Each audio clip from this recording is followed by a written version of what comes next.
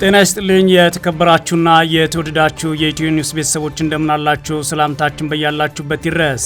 እነሆ አዳዲስና ወቅታዊ መረጃዎች አዘጋጅተን ወደ እናንተ ማድረስ ጀምረናል። ከኢትዮ ኒውስ ልዩ መረጃዎች ጋር አብራችሁ እንድትቆዩ ግብዣችን ነው። በቅድሚያ ማርስ ዜናዎችን አስቀድማለሁ። ህወሓት ከ6 ዓመት በፊት በተደረገው ምርጫ የተቋቋመውን የትግራይ መንግስት ምክር ቤት እንዲመለስ ውሳኔ አሳለፈ። ህዝባዊ ወያኔ ሓርነት ትግራይ ህወሓት ከ2012 ዓ.ም በትግራይ ክልል በተካሄደና የፌዴራል መንግስት ውድቅ ባደረገው ምርጫ የተመረጠውን የትግራይ መንግስት ምክር ቤት ወደ ስራ እንዲመለስ ወስኗል።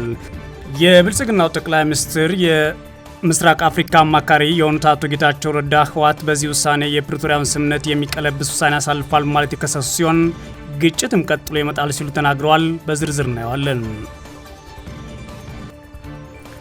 በአማራ ክልል የተለያዩ አካባቢዎች በአገዛዙ ጦርና ፋኖ ኃይሎች መካከል የሚደረገው ውጊያ ዛሬም ሰብአዊና ቁሳዊ ጉዳት እያደረሰ ቀጥሏል። በዛሬው ዕለት በክልሉ ጎንደርና ወሎ ቀጠናዎች ውጊያ እየተደረገ እንደሚገኝ ሰምቷል። በደቡብ ጎንደር ከባድ ውጊያ ሲቀጥል፣ በቆቦ ደግሞ የከባድ መሳሪያ ተኩስ እንደሚሰማ ነዋሪዎች ተናግረዋል። ዝርዝሩን ትሰሙታላችሁ። የብልጽግና የደህንነት ሹም አምባሳደር ሬድዋን ሁሴን በደረሰባቸው አደጋ ከፍተኛ ቀዶ ጥገና እንደተደረገላቸው ታወቀ። የአገዛዙ ብሔራዊ ደህንነት ዋና ዳይሬክተር ሬድዋን ሁሴን ወደ ቱርክ ለሕክምና የሄዱት በሸራተን ሆቴል ውስጥ በደረሰባቸው ከባድ አደጋ ሲሆን ለ12 ቀናት ሕክምና ላይ ቆይተዋል ተብሏል። ሬድዋን ሁሴን በደም ተነክረው የሜድሮክ ዋና ስራ አስፈጻሚ አቶ ጀማል መሐመድና አጃቢዎቻቸው ከሸራተን ሆቴል ተሸክመው አምቡላንስ ውስጥ አስገቧቸው ሲሉ አንድ የዓይን እማኝ ክስተቱን በተመለከተ ለኢትዮ ኒውስ ተናግረዋል። በዝርዝር ተሰሙታላችሁ። አሜሪካ የኢራን የጭነት መርከብ መያዟን ስታስታውቅ ኢራን አጸፋውን መልሳለሁ ብላ ዝታለች። በሌላ በኩል ኢራን በአሜሪካ መርከብ ላይ የድሮን ጥቃት ተፈጽሟም ተሰምቷል። ቻይና የኢራን መርከብ በአሜሪካ መያዙ እንዳሳሰባትም ገልጻለች። የተወደዳችሁና የተከበራችሁ የኢትዮ ኒውስ ቤተሰቦች አብራችሁ ውስጥ ቆዩ። እነዚህም በዝርዝር ትሰማላችሁ። መልካም ቆይታ ይሁንላችሁ። ህወሓት ከ6 ዓመት በፊት በተደረገ ምርጫ የተቋቋመውን የትግራይ ክልል ምክር ቤት እንደገና እንዲመለስ ወስኛለሁ አለ። ምክር ቤቱ ተመልሶ መንግስት እንዲመሰረትም ነው ውሳኔ ያሳለፈው። ህወሓት በተለይም በ2012 ዓ.ም በትግራይ ክልል በተካሄደውና የፌዴራል መንግስት ውድቅ ባደረገው ምርጫ የተመረጠውን የትግራይ መንግስት ምክር ቤት ወደ ስራ እንዲመለስ መወሰኑን በመግለጫ አስታውቋል። ምክር ቤቱ ከተመለሰ በኋላ በትግራይ ክልል ጊዜያዊ አስተዳደር የሚመራው የክልሉ አስፈጻሚ አካል አቃፊ ሆኖ እንዲቋቋም መግባባት ላይ ደርሰናል ብሏል። ካለፈው ሳምንት ሐሙስ ጀምሮ የማዕከላዊ ኮሚቴ ስብሰባ ሲያካሄድ የነበረው ህወሓት ውሳኔውን ያስታወቀው እሁድ ሚያዝያ 11 2018 ዓ.ም ምሽት ባወጣው መግለጫ ነው። ባለ 3 ገጹ መግለጫ የፌዴራል መንግስት በመጋቢት መጨረሻ ያጠናቀውን የትግራይ ጊዜያዊ አስተዳደር የቆይታ ጊዜ ያለ ህወሓት ተሳትፎ ማራዘሙን ይቃወማል። አብይ አህመድ ካለፈው ዓመት አጋማሽ ጀምሮ የትግራይ ጊዜያዊ አስተዳደርን በፕሬዝዳንትነት ሲመሩ የቆዩት ሌተናል ጄኔራል ታደሰ ወረደን የስልጣን ቆይታ ከሚያዝያ 1 2018 ጀምሮ ለአንድ ዓመት እንዲራዘም መወሰናቸው ይታወሳል። የህወሓት ማዕከላዊ ኮሚቴ ይህ እርምጃ የፕሪቶሪያውን ስምምነት እየጣሰ ከድርጅታችን እውቅና ውጭ የተላለፈ የተናጠል ውሳኔ ነው ሲል ተቃውሞታል። የጊዜያዊ አስተዳደሩ ቆይታ የተራዘመው ከፕሪቶሪያው ስምምነት በፊት የወጣን ህግን በመጥቀስ እንደሆነ በመግለጫው ተችቷል። የፌዴራል መንግስት የፕሪቶሪያ ስምምነትን ሙሉ ለሙሉ በሚንድ መልኩ የትግራይ ህዝብ ራሱን በራሱ እንዳያስተዳድር ለማድረግ የተንቀሳቀሰ ነው ሲልም ከሷል። ወደ ትግራይ ክልል መላክ የነበረበት የድጎማ በጀት መቋረጡን የጠቀሰው ህወሓት በአጠቃላይ በትግራይ ላይ ዳግም እገዳና አካባቢ ማድረግ የጦር መሳሪያና ሜካናይዝድ አቅምን ወደ ትግራይ ማስጠጋት ዳግም ጦርነት ለመክፈት ዝግጅት እያደረገ ይገኛል ሲል የብልጽግናውን አገዛዝ ወንጅሏል። በዚህም እርምጃ የተነሳለት ትግራይ ህዝብ ህልውናና ደህንነት አደገኛ የሆነ ሁኔታ ተፈጥሯል ብሏል።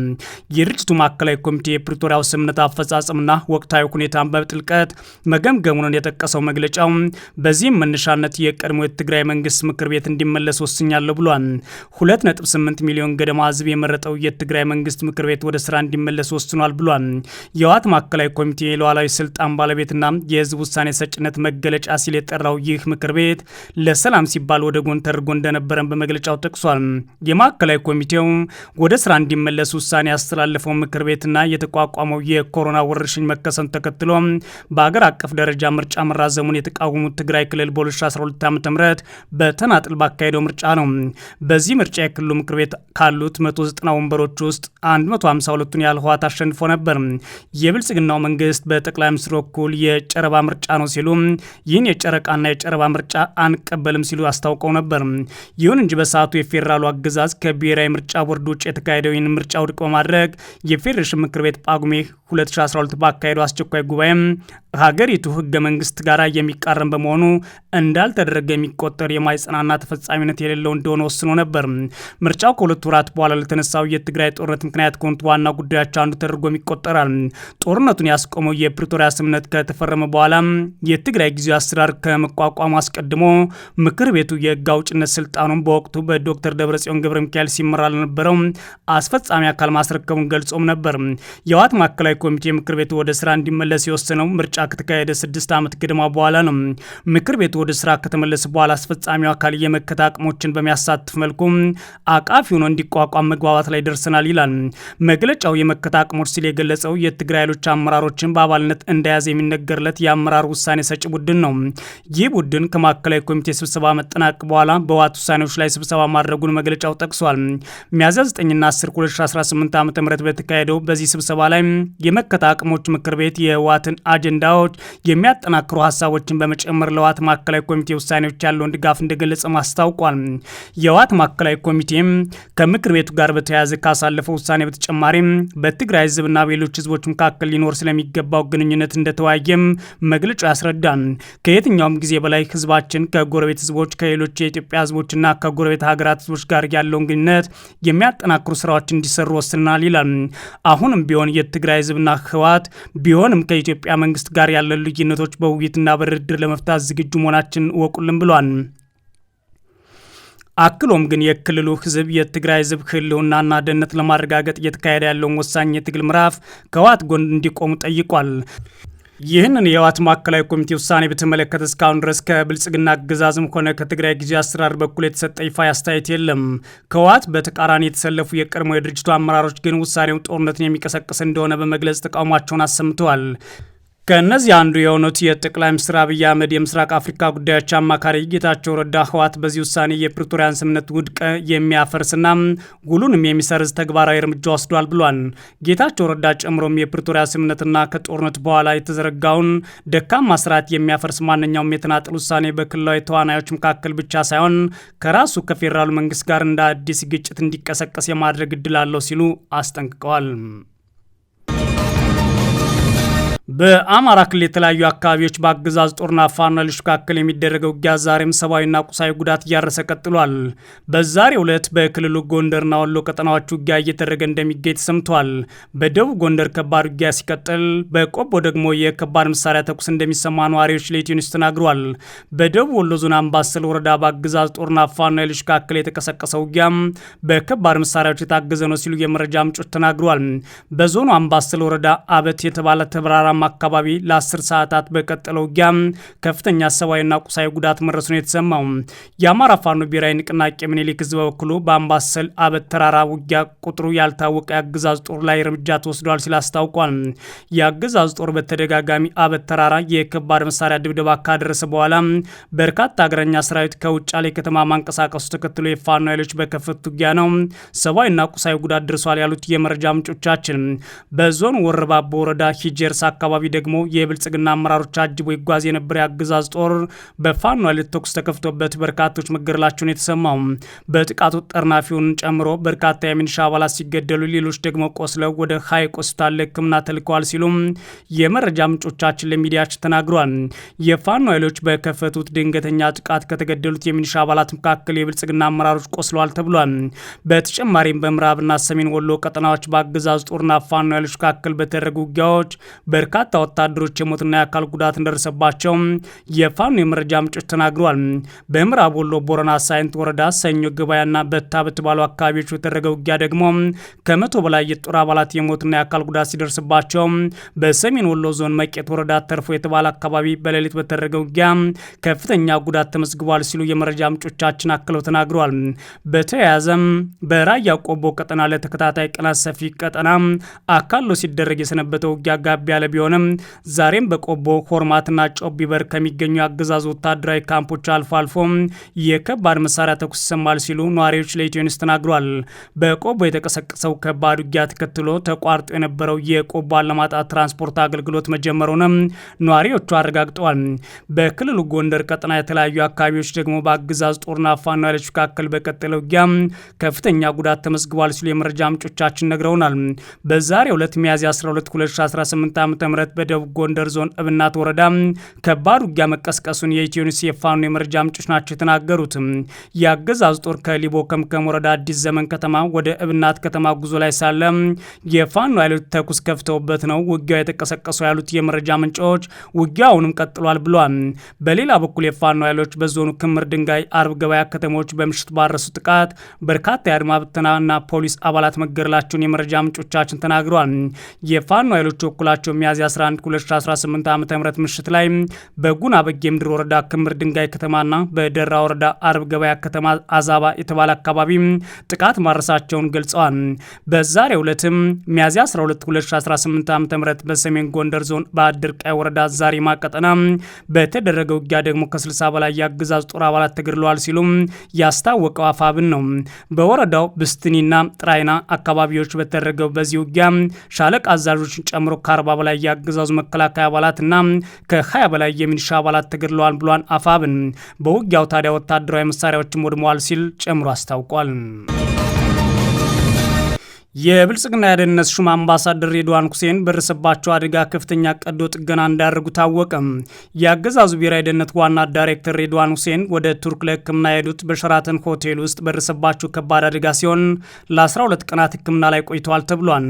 ሬድዋን ሁሴን በደም ተነክረው የሚርቁ ዋና ስራ አስፈጻሚ አቶ ጀማል መሐመድና አጃቢዎቻቸው ከሸራተን ሆቴል ተሸክመው አምቡላንስ ውስጥ ሲያስገቧቸው አይቻለሁ ያሉ አንድ የዓይን እማኝ ለኢትዮ ኒውስ ጉዳዩን ተናግሯል።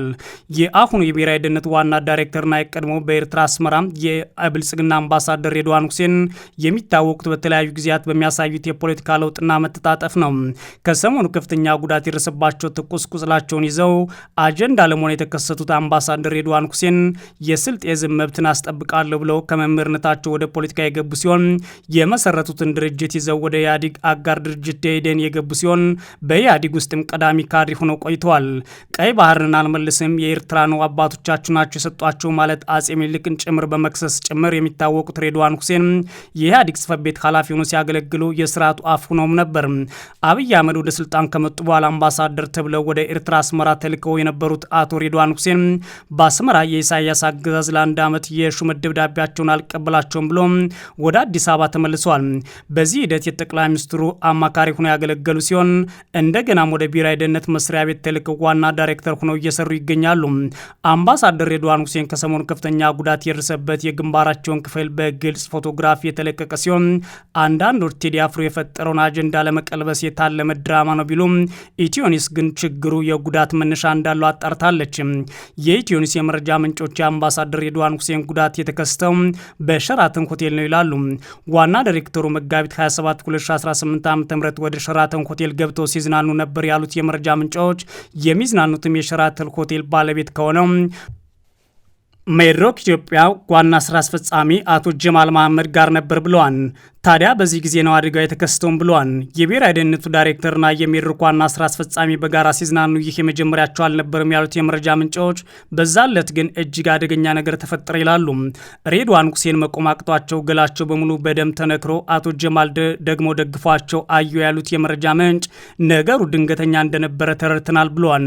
የመረጃ ምንጩ ሲገልጹ ከሚዝናኑበት ክፍል ሲወጡ ከፍተኛ ደም ፈሷቸው ፊታቸው አይታይም ነበር ያሉ ሲሆን የሁለቱም ጠባቂዎች ሰራተኞችና ሰዎችን እያዋከቡ ፊታቸውን እንዲያዞሩ ካስገደዱ በኋላ ወደ በር ተሸክመው እንዳወጧቸውም ተናግሯል። ጨምረውም ሬድዋን ሁሴን አቶ ጀማልና ጥቂት ጠባቂዎቻቸው ተሸክመው አምቡላንስ ውስጥ አስገቧቸውና ወደ ሕክምና ሄዱ ያሉ ሲሆን በሰዓቱ ሁኔታውን ያዩ ይተርፋሉ ብሎ የገመተ አልነበረም ብሏል። እኒሁ የመረጃ ምንጭ አቶ ሬድዋን እንዴት ተመቱ? ምንስ ተከሰተ? ምንድነው የተፈጠረው ብለን የጠየቅናቸው ሲሆን በመረጃው አጠቃላይ እሳቸውም ከሆቴሉ ሰራተኞችና በሰዓቱ ከነበረው ሁኔታ አገኘሁት እንዳሉት ድንገት የሸራተን ሆቴል ብረት ወደቀባቸው ብለው ነገሩን ይላሉ።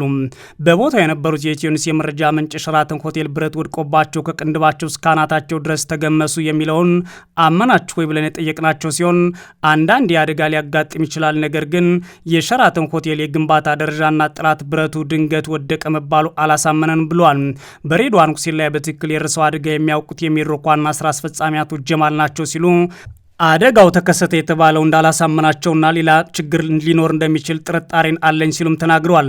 አንድ ሌላ የቤተ መንግስቱ አካባቢ የመረጃ ምንጭ ለኢትዮ ኒውስ የደረሰውን ሲናገሩም የሬድዋን ሁሴን መጎዳት ተከትሎ የአገዛዙ ባለስልጣናት በከፍተኛ ደረጃ ተደናግጠው ነበር ያሉ ሲሆን ጠቅላይ ሚኒስትሩን ጨምሮ ብዙዎቹ ተረብሸው ነበር ብለዋል። አደጋው ከባድ ነበር ያሉት እኒሁ የመረጃ ምንጭ ህይወታቸውን ለማትረፍ ወደ ውጭ ሀገር እንዲላኩ የተወሰነው ከሐኪሞች ሳይሆን ከጠቅላይ ሚኒስትሩ ነው ያሉ ሲሆን በተለይም ወደ ቱርክ ሄደው ሕክምና ተደርጎላቸው ቶሎ ህይወታቸው እንዲተርፍ ታዘዘ ይላሉ። አምባሳደር ሬድዋን ሁሴን በአደጋው ከፍተኛ ጉዳት የአካል መጎሳቆል የደረሰባቸው ሲሆን ሕክምናውን ቢጨርሱም ወደ ሚዲያ እስኪወጡና ወደ ቢሮቸው እስኪመለሱ 12 ቀናት በላይ ፈስዶባቸዋል ተብሏል። የተሰፋ ቁስላቸውን ካለምንም መከለያ ኮፍያም ሆነ መነጽር ፎቶ ተነስተው በአገዛዙ ሚዲያዎች ገጽ እንዲለጠፍና እንዲሰራጭ የተደረገው ግን ከዚህ የተለየ አጀንዳ ተፈልጎ ነው ብሏል። የብልጽግና አገዛዝ በቆሰሉትና ጉዳት በደረሰባቸው የብሔራዊ ደህንነት ዋና ዳይሬክተሩ ላይ ሊነግድ የፈለገው የአርቲስት ቴዎድሮስ ካሳሁንን ሙዚቃ የፈጠረውን አጀንዳ ለማጥፋት ነው ብሏል። ታዲያ ሬድዋን ሁሴን በአብይ አህመድ ታዘውና በካሜራማኖቻቸው ተነስተው ፎቶቸው በማህበራዊ ሚዲያ እንዲለጠፍ የተደረገው ቴዲ አፍሮ በሙዚቃው የተነሳበት ከተሞችና በሚዲያዎች የፈጠረው አጀንዳ ለማርገብ ቢሆንም ያን ያህል ትኩረት አላገኙም ሲሉ የመረጃ ምንጮቻችን ጨምረው አስተያየታቸውን ተናግረዋል። አሜሪካ የኢራን የጭነት መርከብ መያዟን አስታውቃለች። ኢራን ደግሞ አጸፋውን መልሳለሁ ብላ ከዛተች በኋላ በአሜሪካ መርከብ ላይ በድሮን ጥቃት ፈጽማለች። ቻይና ደግሞ ይህ ጉዳይ አሳስቦኛል ብላለች። በሆርሙዝ ወሽመጥ በኩል ኢራን ወደቦች የሚደረጉ እንቅስቃሴዎችን የዘጋቸው አሜሪካ በኢራን ባንዲራ የሚንቀሳቀስ የጭነት መርከብ መጥለፏን ፕሬዚዳንት ዶናልድ ትራምፕ አረጋግጠዋል። ፕሬዚዳንቱ በሶሻል ቱሪዝም ማህበራዊ ሚዲያ ገጻቸው እንዳስታወቁት ቱስካ የተሰኘው መርከብ የተያዘው ጉዞ እንዲያቆም በአሜሪካ ባህር ኃይል የተሰጠውን ማስጠንቀቂያ ባለማክበሩ ነው። ኢራን የአሜሪካ እርምጃ የተኩስ አቁም ጥሰት እንደሆነ የገለጸች ሲሆን በትጥቅ የታገዘ የባህር ላይ ውንብድና ስትል ለጠራችው ለዚህ ድርጊት አጸፋውን እንደምትመልስ ዝታለች። እርምጃው እንደተወሰደ የተገለጸው ምክትል ፕሬዚዳንት ጄዲ ቫንስ ከኢራን ጋር የሚደረገውን ጦርነት ለመቋጨት ፓኪስታን ውስጥ በሚካሄደው ሁለተኛ ዙር ድርድር ላይ የአሜሪካ ልዑክ እንደሚመሩ ዋይት ሀውስ ካረጋገጠ በኋላ ነው። እስካሁን ኢራን በድርድሩ የመሳተፏን ነገር ግን አላረጋገጠችም። የኢራን መገናኛ ብዙሃን እንደገለጹት የአገሪቱ ባለስልጣናት የአሜሪካ እገዳ በተጣለበት ሁኔታ ድርድር ውስጥ አንሳተፍም የሚል አቋም ይዘዋል። ትራምፕ መርከቡን በመጠለፉን ባስታወቁት ልጥፋቸው ዛሬ የኢራን ባንዲራ ያነገበ 900 ጫማ የሚጠጋ ቁመት ያለውና ክብደቱ ከአውሮፕላን ተሸካሚ የጦር መርከብ ጋር የሚቀራረብ ቱስካ የተሰኘ መርከብ የጣሊያኑን የባህር እግር ለማለፍ ሞክሯል፣ ጥሩ አልሄደላቸውም ሲሉ ጽፈዋል። አሜሪካ መርከቡ እንዲቆም ማስጠንቀቂያ ብትሰጥም እንዳልተቀበለው ገልጿል። ስለዚህ ባህር ኃይላችን ኢንጂን የሚገኝበት ክፍል ላይ በመምታት አቁሟቸዋል ሲሉ የተወሰደውን እርምጃ ተናግሯል። ቱስካ ከዚህ ቀደም በነበረው የህገወጥ ተግባር እንቅስቃሴ ምክንያት በአሜሪካ ግምዣ ቤት ማዕቀብ ተጥሎበት ነበር። መርከቡ ላይ ሙሉ በሙሉ ቁጥጥር አለን፣ የተጫነውም ነገር እያየን ነው ብለዋል። የኢራን ጦር ዋና መስሪያ ቤት ካታም አቢያን ቃል አቀባይ ባወጡት መግለጫ አሜሪካ ከኢራን ንግድ መርከቦች አንዱ በኦማን ባህር ላይ እያለ ተኩስ በመክፈት የጉዞ ስርዓቱን በማጥፋትና መርከቡ ላይ በመውጣት የተኩስ አቁም ጥሰት ፈጽማለች ብሏል። ይህን ያደረገችው ወታደሮቿን በማሰማራት እንደሆነም ጠቅሷል። ኢራን ታዲያ እስላማዊ ሪፐብሊክ ጦር ኃይሎቹ በቅርቡ ምላሽ ይሰጣሉ፣ ለዚህም በአሜሪካ ባህር ላይ ተፈጸመ በትጥቅ የታገዘ የባህር ላይ ጉንብድና ድርጊት አጽፋ ይመለሳል ብሏል። ታዲያ አሜሪካ ትላንት የኢራን ባንዲራን አንግቦ ተጓዘ በተባለውና በዚህ ጉዳይ ላይ ቴህራን አሁን ላይ እርምጃ ወስዳለች ነው የተባለው። አሁን በአሜሪካ ጦር መርከብ ላይ ተፈጽሟል በተባለው ጥቃት የደረሰው ጉዳት ምን ስለሆነ አልታወቀም እንጂ የቴህራን ጦር በአሜሪካ ጦር መርከብ ላይ የድሮን ጥቃት ተፈጸመ ነው የተሰማው። የኢራን ጦር ኃይሎች የሚያስተባብረው የቴሌኮም ማዘዣ ጣቢያ የሆነው ካታም አልአንቢያ የአሜሪካ ባይል በወሰደው የተኩስ አቁም ስምምነቱን መጣሱን ገልጾ ቢያስጠነቅቅም በዚህ ፍጥነት እርምጃ ይወስዳል ግን አልተባለም ነበር። ይህ በእንዲህ እንዳለ ይህ ጉዳይ እጅግ አሳሳቢ ነው ስትል ለአሜሪካ መልእክት አለኝ ያለችው ቻይና ናት። የኢራን ባንዲራ ያውለበለብ ቱስካን የጭነት መርከብ በአሜሪካ መመታቱን ተያዝና መያዙን ተከትሎ በሁለቱ ሀገራት መካከል የሰላም ንግግር እንዲጀመር የቻይና ውጭ ጉዳይ ሚኒስትር ቃል አቀባይ ጥሪውን አቅርቧል። ቃል አቀባይ ጉዞ ጂያንኩ ዛሬ በሰጡት ጋዜጣዊ መግለጫ የአሜሪካ ኃይሎች መርከቡን በኃይል መጥለፋቸው ቻይና እንዳሳሰባት መናገራቸው የዜና ወኪሉ ኤፍፒ ዘግቧል። ሌላኛው የዜና ወኪል አሶሺየትድ ፕሬስ ያወጣው ዘገባ ደግሞ ቃል አቀባዩ ሁሉም የሚመለከታቸው ወገኖች ኃላፊነት የተሞላበት አቋም እንደሚይዙ፣ በተኩስ አቁም ስምምነቱ እንደሚያግዙ፣ ውጥረቶችን ከመጨመር ወይም ቅራኔዎችን ከማባባስ እንዲቆጠቡ ተስፋ እናደርጋለን ማለታቸውን ዘገባው ያመለክታል። የተወደዳችሁና የተከበራችሁ የኢትዮ ኒውስ ቤተሰቦች መረጃዎቻችን እነዚህ ነበሩ። መልካም ጊዜ እመኛለሁ።